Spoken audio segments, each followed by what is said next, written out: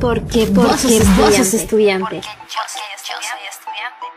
Porque vos lo necesitas. Porque yo lo necesito. Por una facultad unida y organizada. Voz estudiantil renovada. Estimados estudiantes del curso de procesamiento electrónico de datos, es un gusto para mí estar nuevamente por acá y aprovechando y agradeciendo siempre al grupo estudiantil ver esta oportunidad que nos dan para poder conjuntamente tener con ustedes repasos virtuales. Una gran idea y sobre todo un gran apoyo para aquellos estudiantes que quieran reforzar los conocimientos de las diferentes materias a través de este medio tan importante como lo constituye por hoy el Internet y los repasos virtuales. El día de hoy vamos a hacer un pequeño repaso con relación a las unidades que van a ser objeto de estudio, concretamente la unidad número 1 del curso de procesamiento electrónico de datos, primer examen parcial que se va a desarrollar el jueves 20 de febrero. Cuando hablamos del curso de PED en la primera unidad, hacemos en primer lugar memoria a la importancia que tiene la introducción al procesamiento de datos. Y cuando hablamos del curso de procesamiento electrónico de datos, iniciamos partiendo del hecho que es importante que como estudiantes conozcamos qué es un dato. Y podemos indicar que dato es la inclusión de cualquier hecho, cifra, palabra, símbolo o gráfica que van a representar una idea, un objeto, una condición o una situación. Para efecto de nuestra carrera como contadores públicos y auditores, el dato constituye la materia prima de la cual se deriva toda la información. Sabemos nosotros que la información contable se constituye y se construye a partir de datos. Por lo tanto, para nosotros un dato representa un número 15, representa un símbolo de quetzal, representa un símbolo de dólar, representa una cantidad o un saldo de una cuenta. Cuando estos datos son seleccionados y organizados respecto al usuario, al problema, al tiempo, lugar y función, ese dato seleccionado y organizado entonces se constituye en información y es ahí donde deriva la información contable. Podríamos decir entonces que un balance general constituye información financiera, un estado de resultados constituye información financiera, un estado de flujo efectivo constituye información financiera que han sido construidos a partir de datos que pueden ser los nombres de las cuentas, caja y bancos, clientes, cuentas por cobrar, cuentas por pagar como simples datos o bien saldos que pueden ser 30, 40, 50.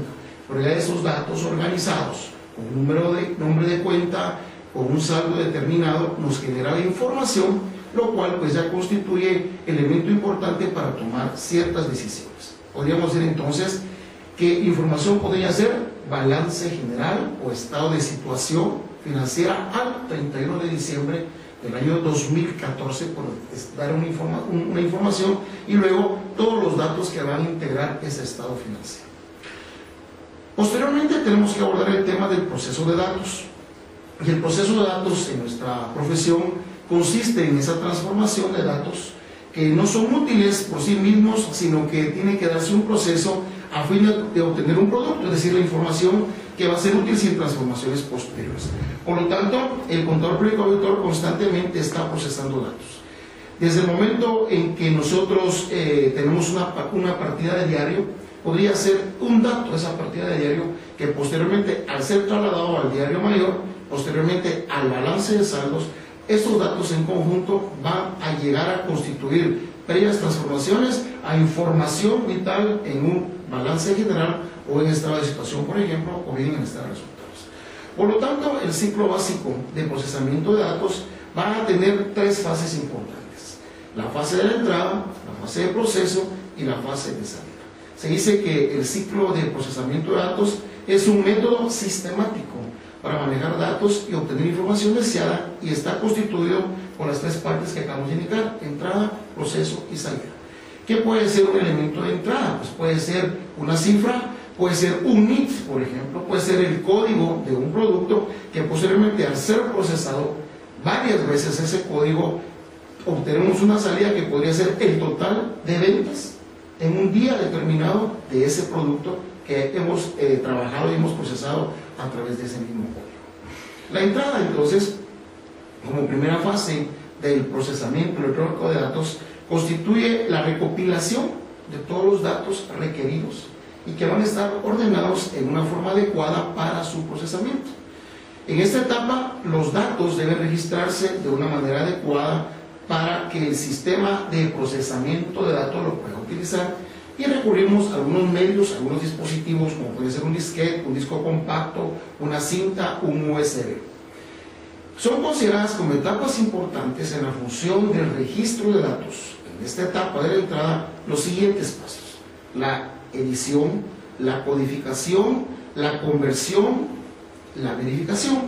Es decir, antes de iniciar el proceso de entrada en un sistema contable que me genere información, los datos tienen que ser editados, codificados, convertidos y verificados. La edición consiste en esa selección de datos significativos para eliminar lo que no es necesario en el proceso. Es decir, se seleccionan los datos significativos, lo relevante, y se elimina lo que es accesorio o lo que no nos va a hacer. Luego de hecho la edición, viene el proceso de la codificación.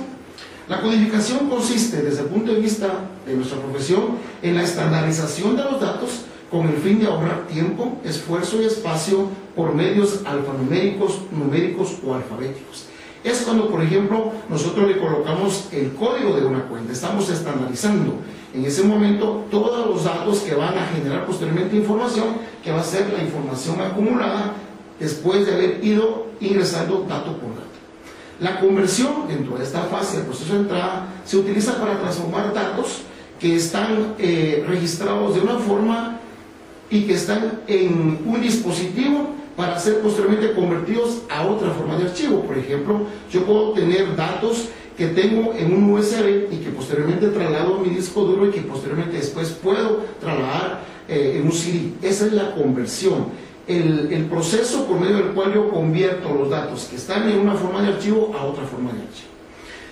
Seguidamente tengo la verificación, una etapa sumamente importante en el proceso de entrada, porque es la función mediante la cual se asegura que todos los pasos del proceso de registro de datos se realicen sin error, que es lo que llamamos el control de calidad. El auditor constantemente está verificando que los datos de entrada realmente sean adecuados, eficientes, para que obviamente al final del proceso, que será la etapa de salida, pues tengamos la calidad de la información que nosotros deseamos, como consecuencia que hemos verificado que los datos han sido seleccionados adecuadamente y que son de calidad. Finalmente, tendríamos el paso del proceso, después de la entrada, que es la etapa en la cual se realizan y ejecutan todos los cálculos o pasos necesarios después de los datos de entrada, para terminar con salida, que es el resultado del procesamiento de los datos o representación de la información deseada. Sabemos los auditores que la salida puede ser en una pantalla de una computadora, puede ser en un reporte, en la información que podemos generar en una nómina, que la nómina la podemos consultar desde una pantalla de una computadora, o bien podemos imprimir el reporte de nómina, y esa sería entonces la última etapa del procesamiento electrónico de datos al tener la salida.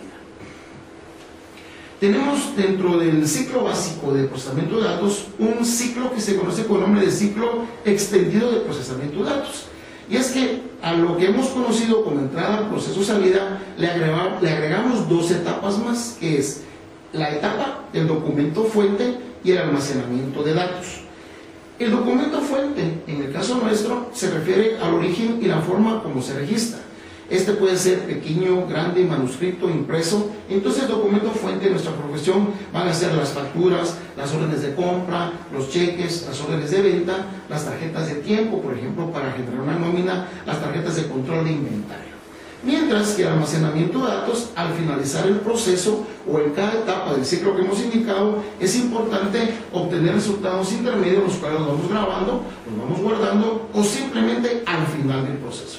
Es recomendable que el almacenamiento de datos se vaya llevando a cabo cierto intervalo de tiempo que permita de alguna manera recuperar datos, sobre todo si tuviéramos algún problema en cuanto a la energía eléctrica, la forma en que se pueda ir alimentando la computadora, una falla en el sistema, pues inmediatamente el almacenamiento de datos nos permite recuperar en cualquier fase los datos que nosotros estamos analizando. Entonces tendríamos una gráfica del ciclo extendido del procesamiento de datos donde representamos al documento fuente, posteriormente a la entrada, al proceso, a la salida y finalmente el almacenamiento de datos en cualquiera de estas etapas que estamos indicando.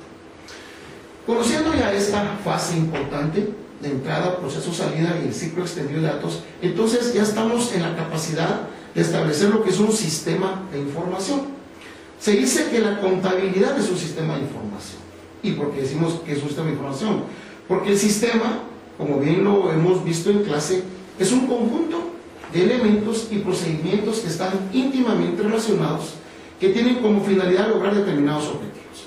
Un sistema puede ser el SICOIN, que es el Sistema de Contabilidad Gubernamental Integrada, el SIAF, que es Sistema de Administración Financiera, posteriormente la información, que es el conocimiento derivado del análisis y del proceso de datos. Entonces el sistema requiere que haya partes y procedimientos íntimamente vinculados para poder generar ese conocimiento derivado del análisis y proceso de datos, que sería la información, y entonces obtenemos lo que es el sistema de información.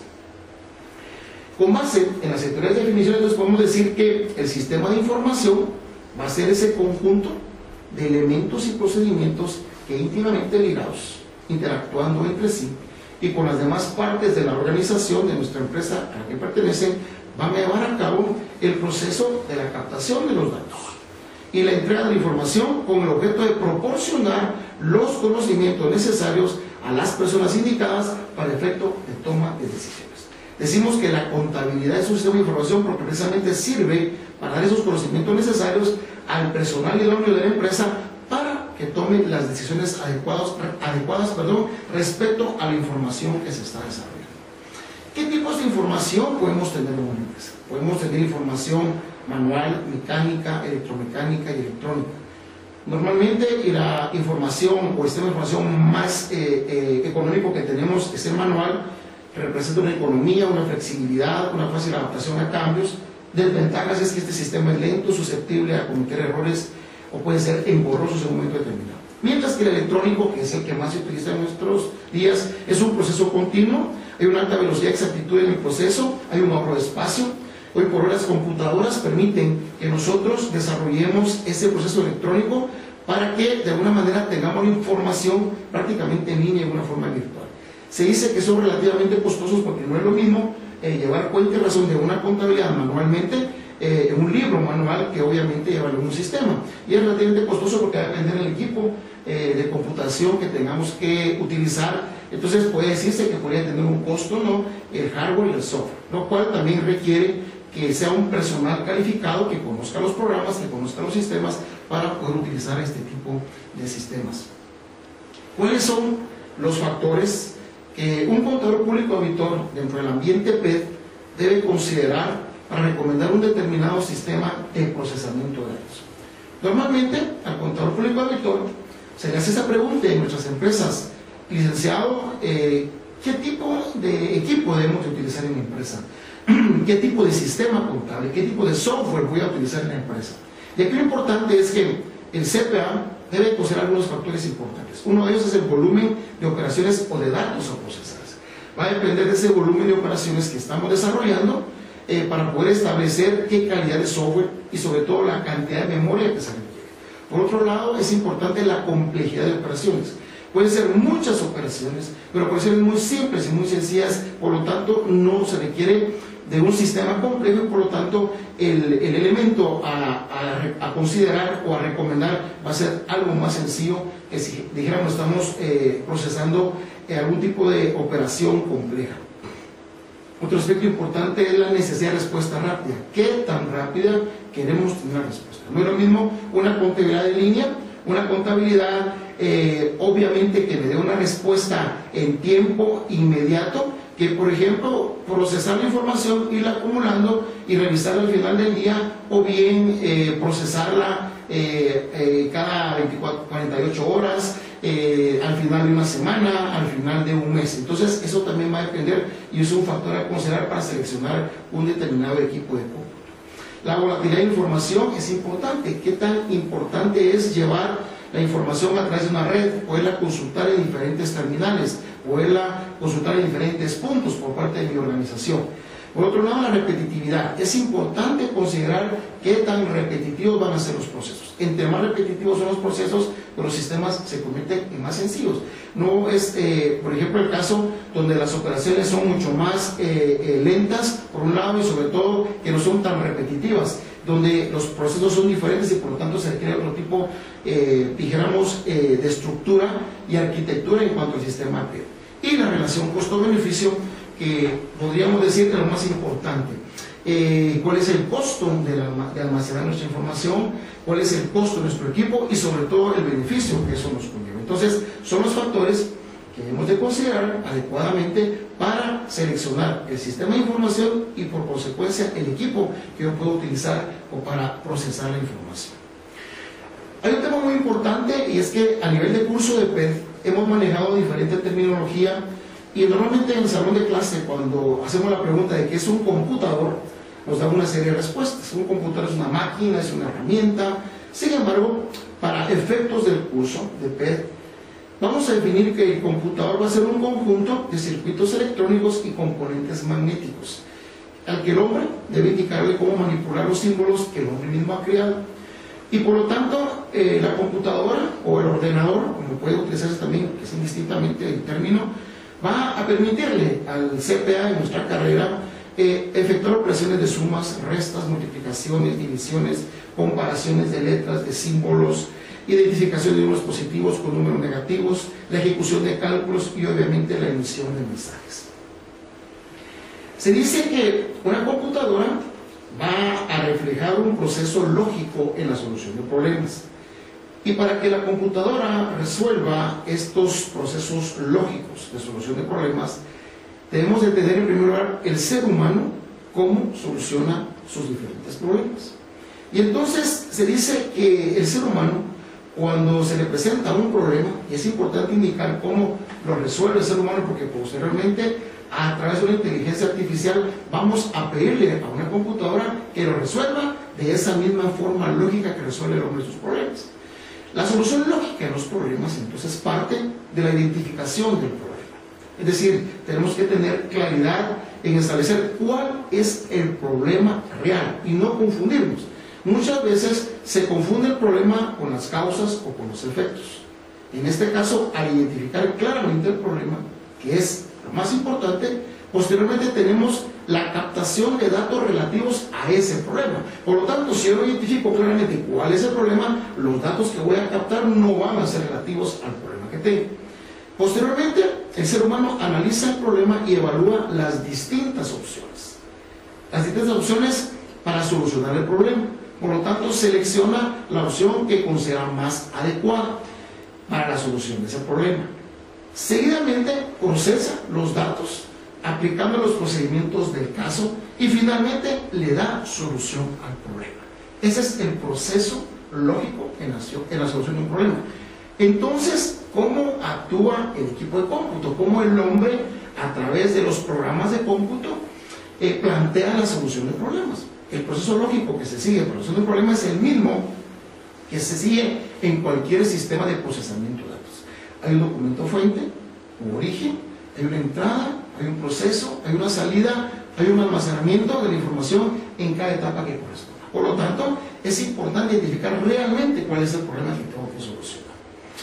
En el curso se ven algún tipo de generaciones de computadores por el área en que se aplica o tipo de problemas que se solucionan. Podemos decir claramente que los computadores se dividen en científicos o comerciales, importándonos a nosotros más los comerciales en nuestra profesión, donde son aquellos computadores que van a procesar gran cantidad de datos, un número de datos bastante, pero no van a ser complejas las operaciones. Por lo tanto, ese es básicamente el tema de la computadora comercial, a diferencia del científico, donde se procesan pocos datos, pero el proceso es complejo y hay pocas salidas para poder determinar una solución a un problema.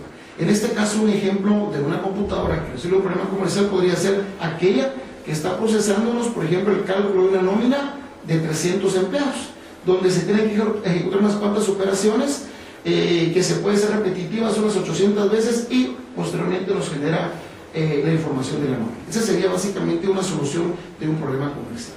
Podemos indicar entonces que los científicos son pocos datos, muchos procesos y pocas salidas, mientras que el computador comercial tiene muchos datos, pocos procesos y muchas salidas.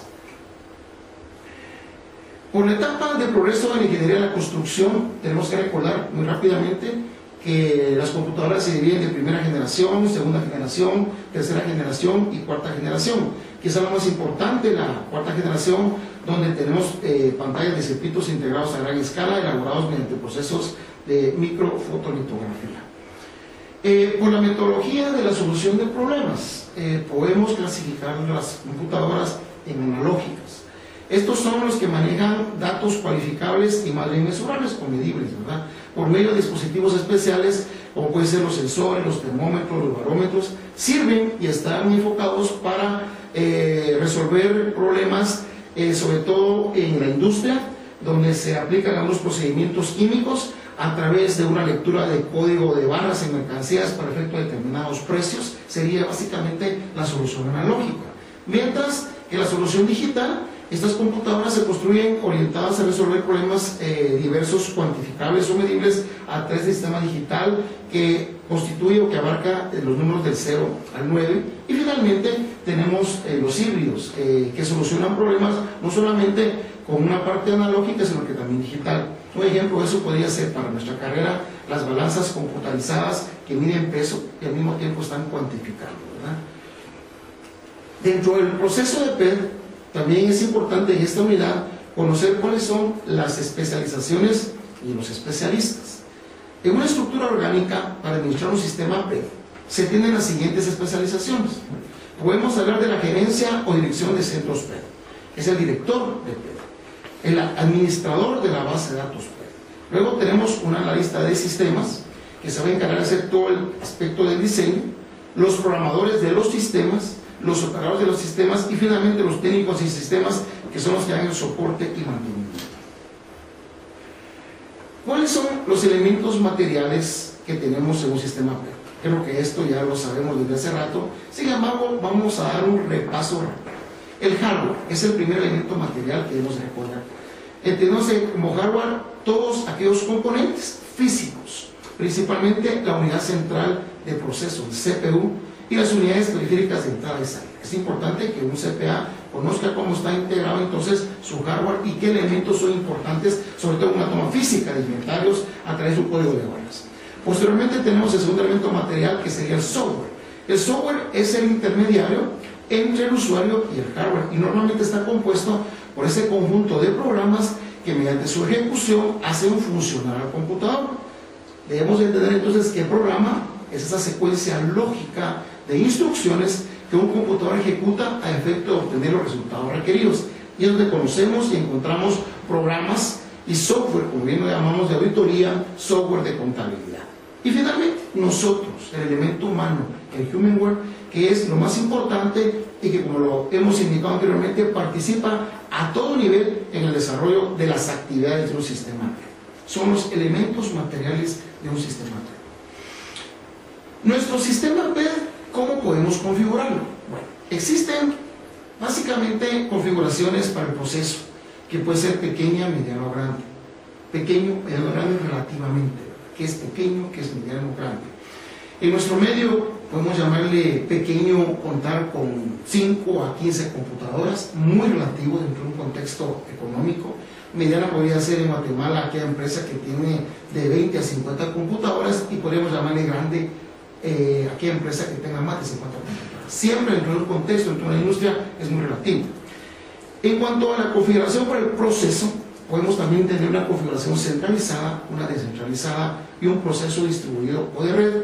Y por la modalidad del proceso puede ser por lotes, en línea, en tiempo real o en teleprocesamiento. Veamos la configuración para el proceso centralizado. Aquí tenemos que el centro de cómputo de nuestra empresa podría tener centralizadas todas las actividades de PED.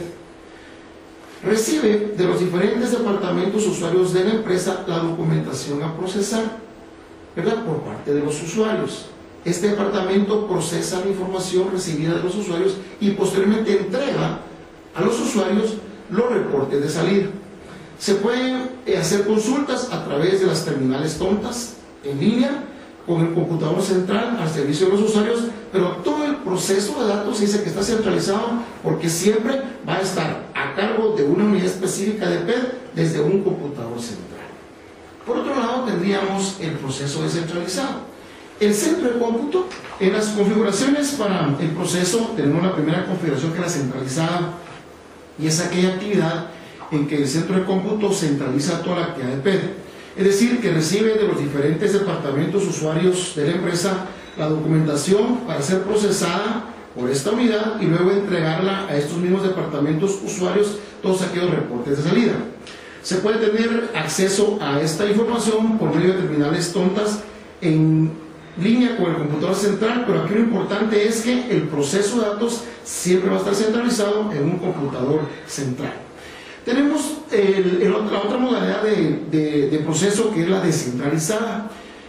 Esto consiste en que el centro de cómputo de la empresa prepara el software y cada departamento usuario procesa sus propias aplicaciones. Es decir, que el proceso se hace en diferentes unidades de trabajo separadas sin capacidad de comunicación entre ellas. Entonces, en este caso, el departamento de cómputo lo que hace es preparar las aplicaciones y se las entrega a cada departamento que lo procesa en forma descentralizada.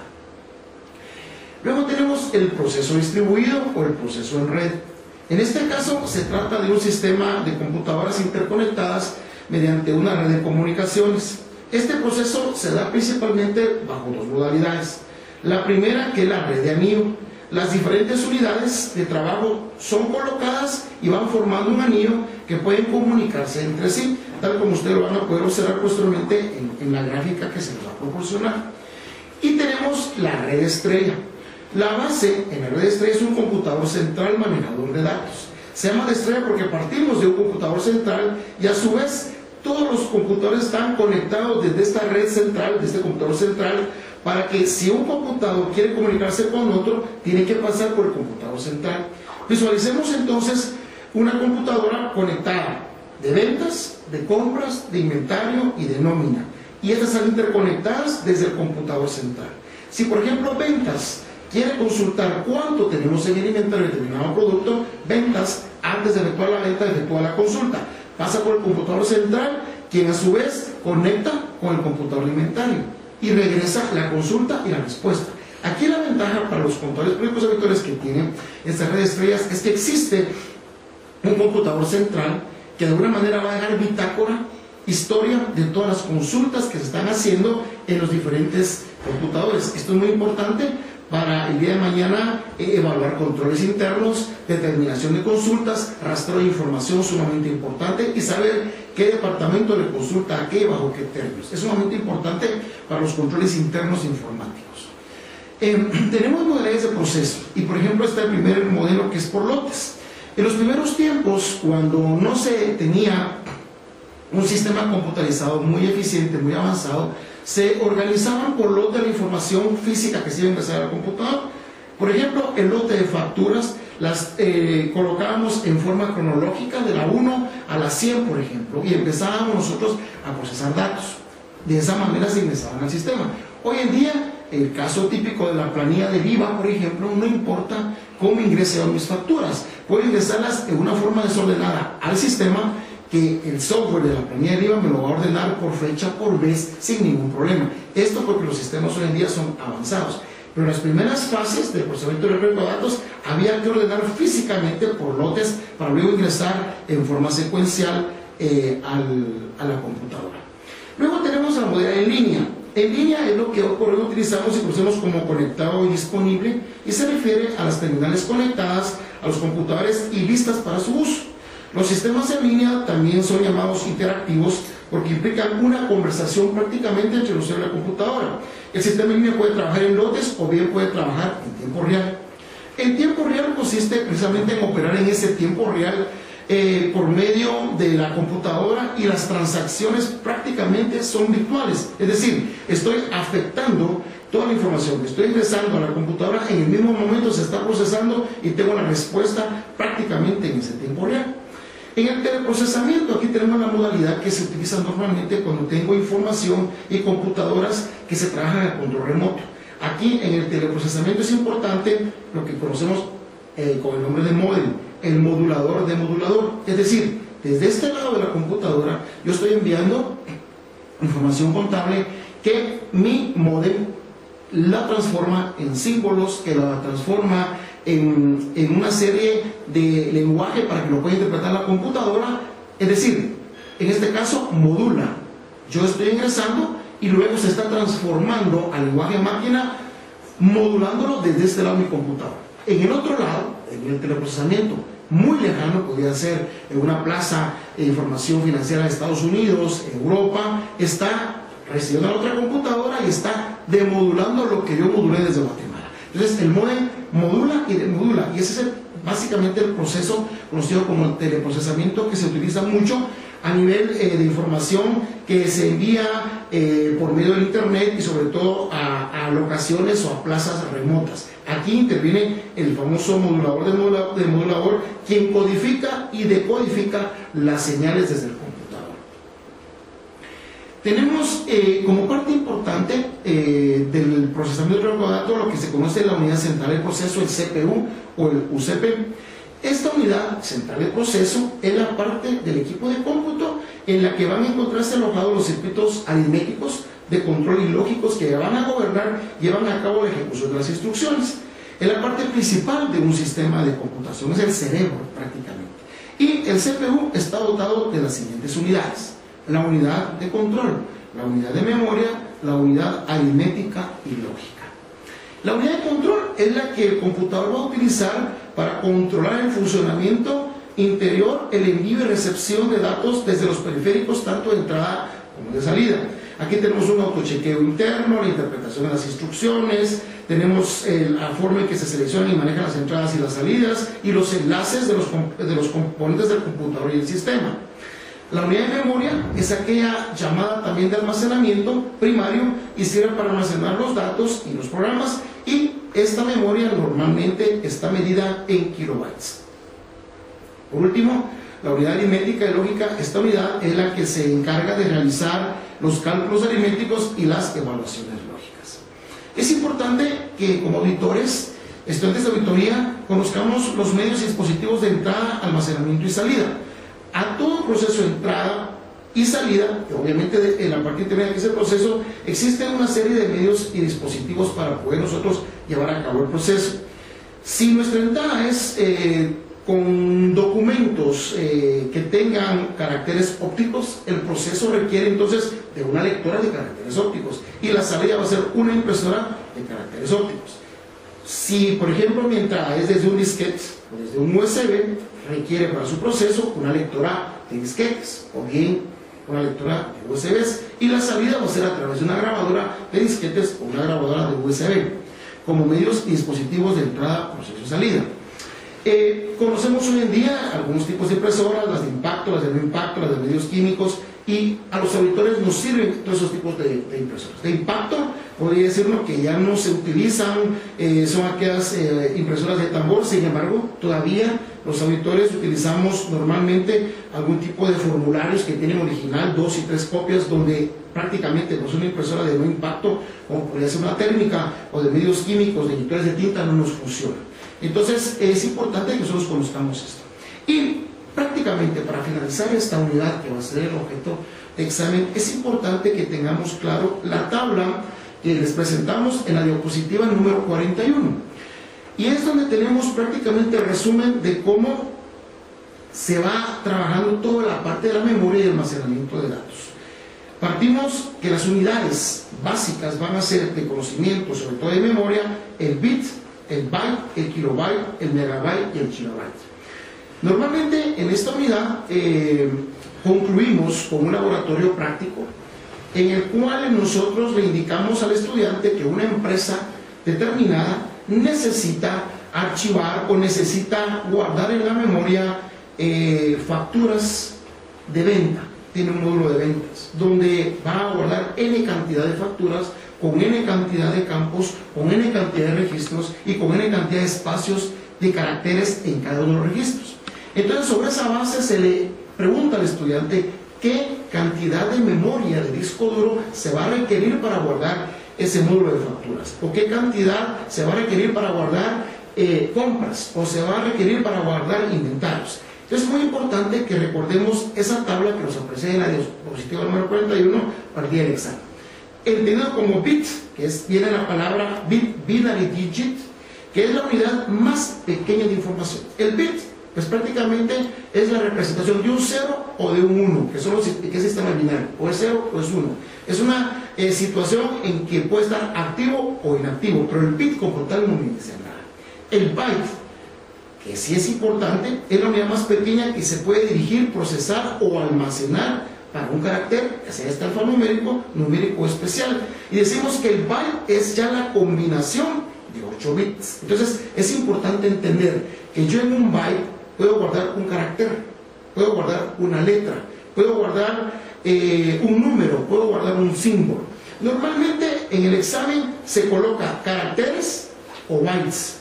Y el estudiante entonces tiene siempre la duda, mire licenciado, carácter y byte es lo mismo, por supuesto. Es decir, yo necesito de un byte para guardar una letra A, por ejemplo, ¿verdad? Yo no puedo guardar una letra A en un bit, es decir, necesito 8 posiciones, 8 bits para formar un byte y con ese byte guardar un carácter, una letra o un símbolo. Entonces, tengamos claridad, no importa si en el examen vienen los datos en caracteres o en bytes, caracteres igual a byte, no confundirse con eso. Entonces el byte es esa unidad más pequeña en el que yo puedo almacenar un número, una letra o un carácter especial. Luego la unión de 1000 bytes me forma lo que se llama kilobytes, que se representa por la K y la B. Esta unidad de medida representa técnicamente 1024 bytes, pero que a la hora del examen también recordemos de la palabra kilo, que significa 1000. Si un estudiante utiliza 1000 o trabaja por la base de 1000 y no sobre la base de 1024, para efectos del curso se toma como equivalente y no va a tener mayor efecto. Entonces, lo técnico, lo correcto es utilizar 1024 bytes para un kilobyte. Pero si el estudiante no recuerda 1024 y utiliza 1000, para efectos del curso no hay ningún problema, se le toma como válido. Luego tenemos el megabyte que se representa por una M mayúscula y una B labial. Esta unidad de medida representa 1024 bytes o se toma como equivalente, perdón, 1.024.000 bytes o 1.000.000 de bytes. Estamos hablando del megabyte. Mega significa millón. Entonces, cuando hablamos de megabyte, estamos hablando de 1.024.000 bytes o para efectos didácticos, para efectos de laboratorio, 1.000.000 de bytes. Y luego tenemos el gigabyte. El gigabyte, que se abrevia por una G y una B, pues equivale a 1000 megabytes. En este caso sería 1.000.000 de bytes. Y es decir, equivale exactamente a 1.024.000 bytes. Entonces, sobre esa tabla importante, la tabla 41, tengamos presente que es el bit, que es el byte, que es el kilobyte, que es el megabyte y que es el gigabyte, ¿verdad? Es importante. El gigabyte equivale a 1000 megabytes o bien a 1.024.000 bytes. Entonces es importante que nosotros tengamos claridad en esas cifras y sobre todo a la hora de poder realizar el laboratorio, tener la tabla 41 y en un momento determinado, si son demasiados ceros a la derecha, poder eliminar esas cantidades para poder desarrollar exactamente nuestro laboratorio. Entonces, con esta gráfica, que es la gráfica 41, teniendo claridad en cuanto a la tabla que les acabo de indicar, pues estaríamos concluyendo la unidad número 1, que va a ser objeto de examen en el primer examen parcial este 20 de febrero. Bueno, espero haber compartido con ustedes algo del curso y lo más importante, que ustedes aprovechen y por favor recuérdense, la tabla 41 es sumamente importante para desarrollar el laboratorio que normalmente constituye la parte práctica del primer examen parcial. Muchas gracias y siempre estamos a sus respetables órdenes.